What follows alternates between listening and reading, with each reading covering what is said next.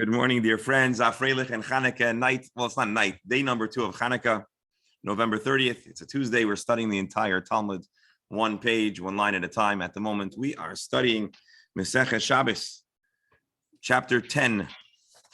We're troubleshooting an interesting discussion over here, an interesting topic here on Sadik Aleph Amud Beis. We were talking about the philosophy of baskets. Okay, not quite, but we're talking about what is considered transferring, carrying from one domain to another. It's usually straightforward. Either it's in point A or it's in point B. What would be if the item is nishtaheh, nishtaher? What if it's somewhere in the middle? What if it's straddling 2 zones? What if it's straddling 3 zones? Then it gets a little more complicated. We have a basket with items in the basket. What if the items are in one zone and the basket's in the other? You know, this discussion sounds like the kind of discussion you would say is classic Talmudic parsing, because it is. It's classic Talmudic parsing, but the reason for this parsing is because the Talmud and Judaism takes the laws of Shabbos very seriously. Seriously enough that it's worth spending a little extra koyach, a little extra, activating some more brain cells to figure it all out. And so that is what we're talking about. As you may recall, we had 2 understandings of this basket straddling 2 spaces. You have the opinion of Chizkiah, you have the opinion of Rabbi Yochanan. Just go back for a moment over here. Rabbi Yochanan is the one who says, who remembers, let's just give a fast recap. Rabbi Chizkiah is, no, I have to go back a little further. One of them said it was the basket, not the contents. There was the hanging out didn't matter. So Chizkiah says, again. I'm saying if you did it with bread, Rabbi. If you did the bread before Shabbos, if you let it. I'm sorry. If you did it with bread, you made a kinyan with bread. Hang on. Chizkiah says that what's in the basket is not as important. No, on the contrary. Chizkiah says what matters is where the fruit are located, not the basket. Rabbi Yochanan says all that matters is the basket. Chizkiah says the fruit's airspace, the fruit's position is what matters. And Rabbi Yochanan says what matters is the basket itself. Rabbi Yochanan says that there is fusion, there is eged in the basket. Eged klishmei eged, the basket can connect them all to be considered a single unit. Chizkiah says all that matters is the fruits. And so we've been troubleshooting the 2 positions, the 2 opinions of Rabbi Yochanan and Chizkiah. Each of them are slightly awkward with the Mishnah, but they both can hold their own. We talked about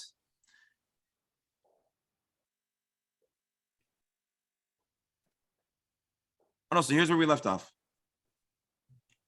Basically, we're going to leave off, or we're going to pick up with a brisa that challenges Chizkiah, and we left off yesterday in the middle of talking about, as you may recall, the merchants, the spice merchants, or the bisamim, anyways, meisvei, a challenge. We're going to go back to the top. Challenge to Chizkiah.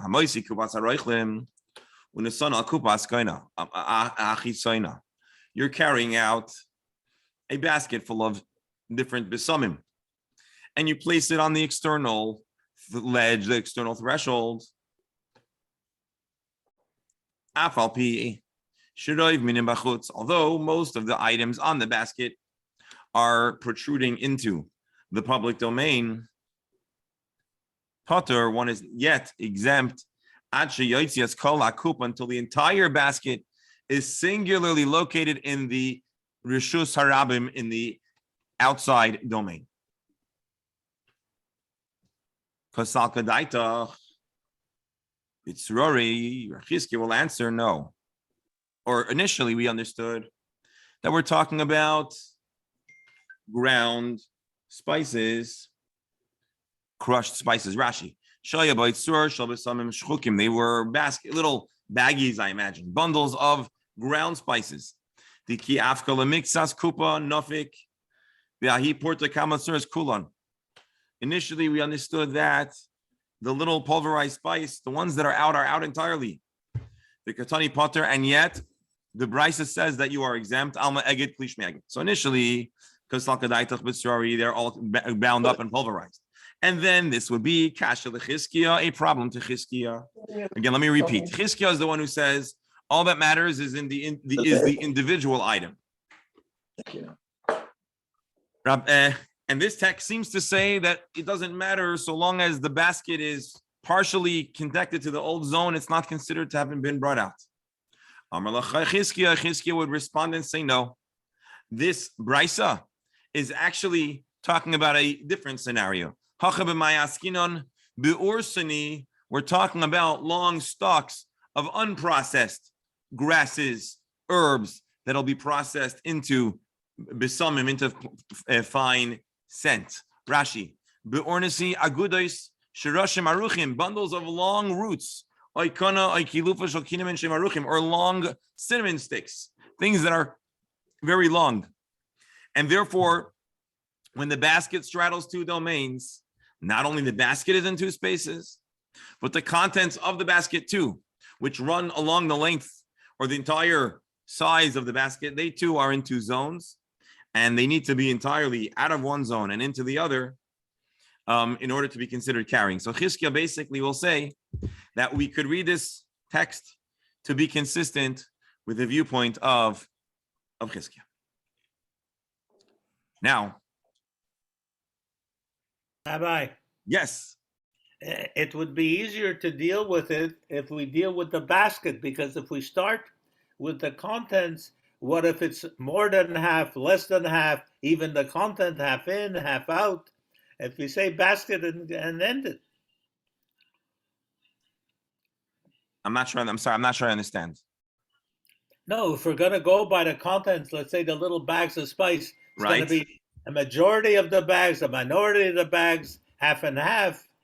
There's no end to that. Yeah, but I think what we're saying is that, and this is an interesting thought, is that a ground pulverized scent, each little speck is really its own thing, and therefore, but I now I understand your question. Each little speck or each little baggie or each little item in isolation is its own shem davar, it's its own zach, its own thing. But Rebel, you're asking now. I think I understand. If it's baggies or little bundles, so then the bundle should have the same function as the basket. Is that what you're saying? In a sense, yeah. So that's a good question. That's a good question. Apparently, based on the at least what we understand from here, the Havamina, the understanding is that maybe the bundles are small, or maybe each little piece of broken up scent particle is its own item. But that's a good question.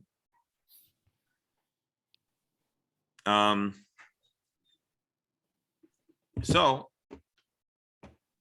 let's see the next question. Now we're going to have a question that's challenging Rabbi Yochanan. Mosiv Rav Bibi Bar Abaya. Rav Bibi Bar Abaya asked the following challenge to Rabbi Yochanan. Hagoynev kis b'Shabbos. If you're a ganif, not a good idea. But if you steal the item, chayiv, you are liable to compensate, to pay back the victim, the person that you robbed. What about carrying the loot on Shabbos? Hold on. So Beryl's saying, "Vos is the pella. What's the surprise that you have to pay back? Of course you have to pay back. But Shabbos is a license to steal? No. But what happens here is something even more severe, because potentially, if you stole something and took it home, not only have you stolen, but you've also committed an act of carrying on Shabbos. So I know if we were going to reframe this in modern contemporary times, we would write Hagoynev kis b'Shabbos chutz min ha'erev. If you steal it, so we're going to have very from robbers that only steal within the erev. That could be. Crazier things have happened. People do many silly things in the name of religion. Rabbi, it's like the guys who are looting with a calculator to stay below $100. Where did they? No, 1,000, I think. In the West Coast, they're very generous. The questioner Beryl is if the coupons count to bring down. That's the force of inflation under Oh. 1,000 credits. Hagoyin of Kis b'Shabbos Chayiv, you steal, you're liable to pay back. Rashi b'Tashlumin, to compensate the nignav, to compensate your victim. Although the act that you're doing is ultimately leads to a capital sentence, because we're talking about Chilul Shabbos, of carrying an item. Oh,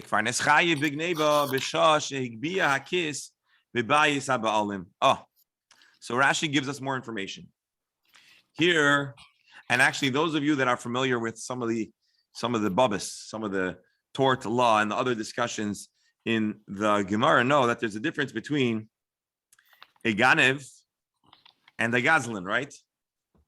What's the difference between a ganav and a gazlan? Anyone know? Kind is the sneaky one who's afraid, who doesn't, and the Goslin is more like the mugger. Oh, so a ganev is, I think, what we call a burglar. A gazlan is like a mugger. a mugger. What's Or larceny? And they say the Ganef is worse because he's not afraid of Hashem or man, but the Goslin's afraid of. On the contrary, a ganev says, man, I'm not afraid of, but Hashem's going to see me. A gazlan at least is consistent in his detachment from. He doesn't give the man more credibility than Hashem. So Rashi here subtly reminds us that a goinev case, we're not talking about a person that holds people up. We're talking about that you went into someone's home and you took something out of the house. So you're chayev, Rashi says, because you already stole when you picked it up, even before you went out of the house. Excuse me, because you're already liable before you transgress Shabbos. Now, this is an interesting teaching, because this could be construed as a heter. A heter. Now, what if you were dragging the item with your foot, let's say, that's what I think, or you're schlepping it. He was dragging it. You kick it with your foot, you schlep it on the ground. Rashi shaleikana b'hagba. He did not acquire it by lifting it, because as we know, there are different ways that a person could take possession of an item. And usually the word we use for taking possession is called kinyan. There are different types of kinyan. There are different ways that one can acquire an item. Good morning, my friend. You're here through Shabbos, or you're just here for? Just landed right now. Oh, welcome. Thank you. Remind me your name again. I know your face. Matis, Karayev. Not this guy. Right. Sure. You were in the I was here Chagim. for Shabbos last time. Very nice. So good. I hope you'll come tomorrow. Yeah, tomorrow what time? 8. 8 a.m. I'll be here. Fantastic. Perfect. Thank you. Good time. All right, sorry about that. So if you're schlepping it, and so you didn't take possession in a legal or halachic manner, taking ownership, lifting, by the way, is the most rudimentary and fundamental way of taking possession of something. You pick it up and now it's in your possession. So by dragging it, he fails to take it, make a kinyan. Potter. I'm He's exempt. I'm not sure that lifting under the chuppah would be a better way. I'm not so sure. For some reason, that's not part of the Jewish tradition.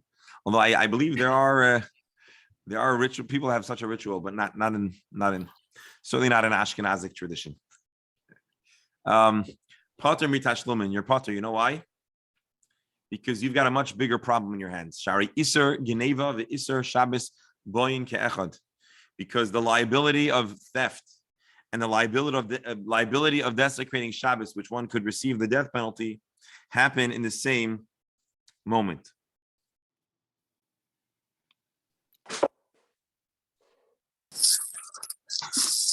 Rabbi, Yes. what would happen if you had a duffel bag that's got small wheels on it, and instead of carrying, you just kicked it along? It's a good question. It's a good question. We have to take a deep dive into the laws of kinyan. And I'm not telling you with certainty that you'd be off the hook, but we need to look into it. It's a good question. When is Hagbah, and when is it dragging? It's not that's not the primary objective of this Gemara, but it's a good question. Now, here's the Shaila. When we say tashlum in here, what do we mean? Do we mean giving back the lost item? Or do we mean something more than that? So just interesting in the laws of Geneva in the Rambam. Actually, no, we should look. Sorry, we'll finish the Gemara first, then we'll look into the Rambam. Shari Isser Geneva v'Isser Shabbos b'Mkech. Isak Adaitach Eged Klish Me'Eged. If we'll say that if the item in a vessel, it's all fused together, so Kadam Le'Isser Geneva Le'Isser Shabbos. Well, then it's plausible that a person by dragging would first be over on carrying, and then over on Shabbos. Oh, we slipped each one. Rashi, Shari Isser Shabbos, of Iksubis Parach I the Afkilo Shutzarabim Isser Geneva Leka. There's another.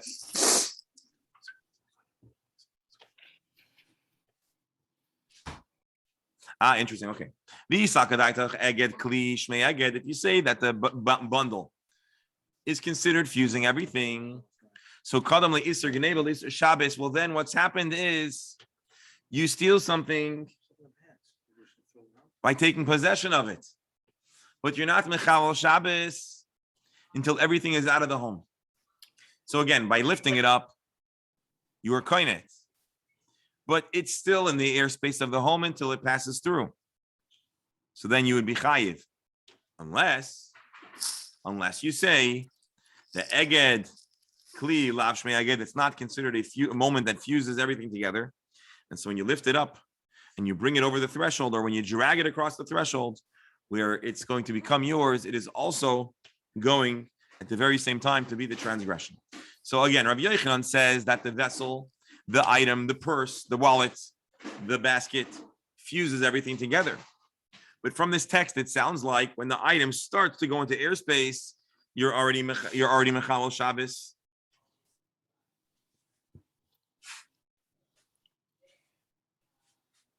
Rabbi, Yes. when I was a kid growing up in the Bronx, I learned Hagonev me Haganav Pater. Is there any Talmudic citation to justify that? So I'll tell you the interesting thing. It's actually very similar to my question right now, which I need to look into more. There's a saying in Mishnah says, "Hagonev min Haganav Pater." You steal from Haganav your Pater. But what's funny, doctor, is that the citation is missing the next few words, which is Pater Melashalim Kefel. In theft, there's two facets to compensate. There's two facets to a person's responsibility when stealing. You have to return the essential item you stole, and then there's a fine. There's an additional penalty, which is you have to give back double. And there's certain scenarios, if it's a livestock, even more. And so what does it mean? If you steal from the God of your potter, so usually it has to do with paying back double, but not that you're just allowed to steal from them. Now, that's not talking about a person taking back their own item. But I don't want to say any more than that because we need to go back and take a look at that Gemara, which we will get to. So my question here too, and I hope this is not a terribly ignorant question, is when we say here potter, and we have to go back and look into the halachas of kamla b'drabimine, where a person does multiple, person transgresses multiple. What's our legal word? Multiple things at the same time, so you end up being violations. Yeah, multiple violations. So you end up really just being subject to the more extreme scenario, and sometimes away from the lesser sin if it happens simultaneously. And so in this instance, we're saying he stole, but he also did something that would potentially make a person liable for death penalty for skila. As we know, a person that's warned properly under the right circumstances could plausibly receive skila. So then the person is subject to the more extreme thing, and surely we'll all agree, returning the $9.99 that the person had in his credit cards in his wallet is less severe than the death penalty. My shaila is here, and I this may be Amaratzis, is are we talking about returning the item you stole? Surely you need to return the item you stole. Ostensibly, we're talking about the additional penalty that's associated with stealing. But I'm going to leave that with a question mark. Yes, sir, Beryl. Do we have anything in Jewish law for people that aid the Ganav? I'm or sorry? aided any crime? Again, I'm sorry. Is there a law about what? About the people that aid the criminal, help him to steal. Oh, or you're help him saying for something else, accessories to the crime. that's an interesting question. Very I don't interesting. remember. Because in common law today, accessories, if you're an accessory to the crime, many times you can be liable to the very same penalty as Yeah. the person that pulls the gun or holds up the Right, bank. right. And so you could take some shlemazel and ask him to sit in your car, and he can end up getting a life sentence, just like the person that actually goes in. So that's an We have interesting. that for false witnesses, but I don't remember anything about helping the criminal. That's an interesting question. We'll have to pursue that further. So the Gemara says,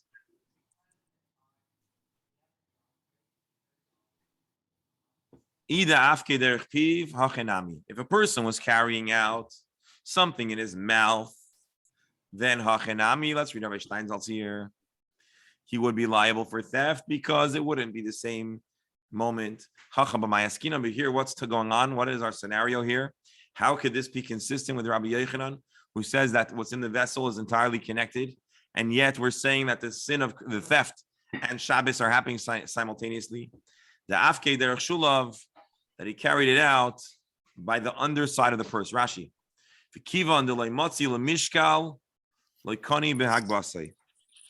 When a person stole the item, the wallet, with the bottom facing outward and the entrance facing towards the inside, being that a person standing outside has zero access to the item in the basket, therefore, somehow, and I need to mull this further, it's not considered that you were kainet, because to steal something, you have to take it out of the airspace. Over here, you have to move it out of one zone to the other.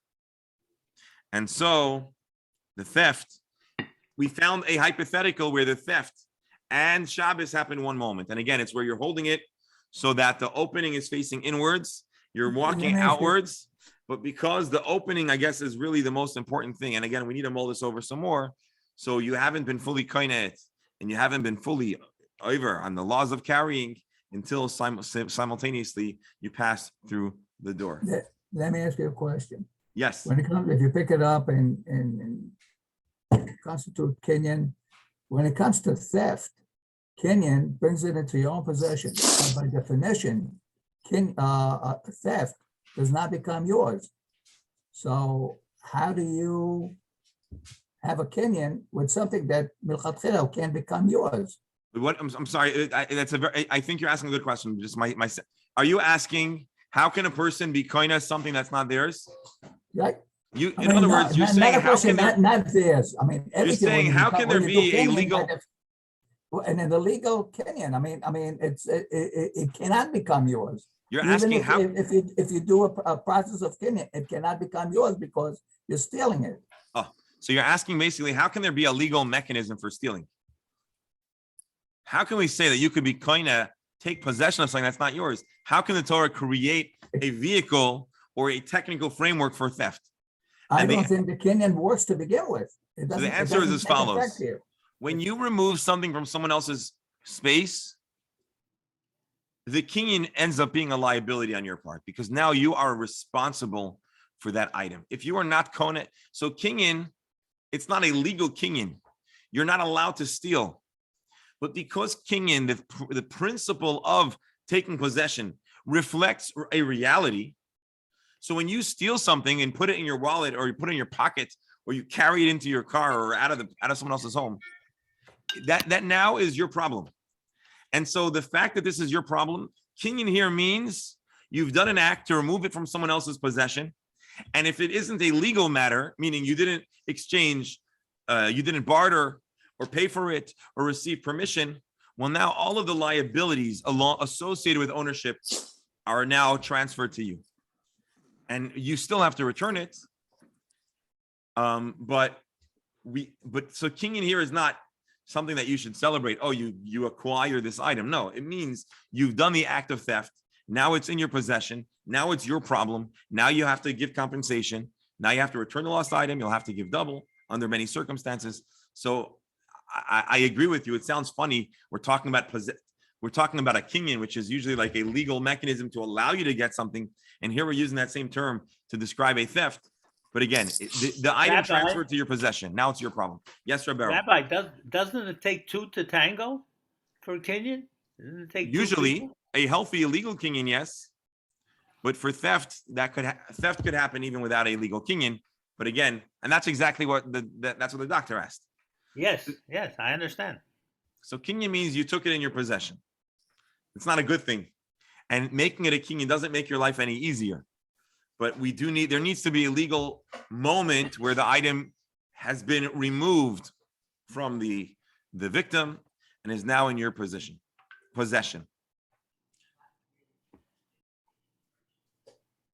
All right, it's 10:34, and I do need to stop again, but we do need to revisit this Gemara with a little more depth. I want to thank you all for joining us on these short power Talmud sessions on Hanukkah. May Hashem bless all of our dear members of the Chabura with all types of goodness, health, happiness, optimism. And we should close with a prayerful wish for the health, well-being of our dear members, their households. B'chol asher lahem. I would be remiss if I didn't show you the wonderful news. We're almost about to surpass last year's campaign, which was not for an exciting expansion of Chabad's footprint and going to lead to, with Hashem's help, a fast launch of a Jewish center. But yet, Baruch Hashem, we're doing well, 9%. And I want to thank the dear members of the Chabura who are involved b'maisa, b'machshava, or by inspiring others. And Hashem should bless everyone to see all of their prayers and all of their dreams and reach all of their goals. A big Asher Koyach. If someone asks you, you could spread the word. No pressure. miracleonoceandrive.com. That's the website. Thank you for your support. Have a wonderful Hanukkah. I'm trying to have a good balance of being annoying but not too annoying with this. So you'll let me know how I'm doing. Shkoyach. Have a wonderful Hanukkah. Oh, I should thank. I'm not going to give a public shout out, but thank you to those who were very generous already. And Yasher Koyach. Have a wonderful Hanukkah. I hope to see you all tomorrow, same time.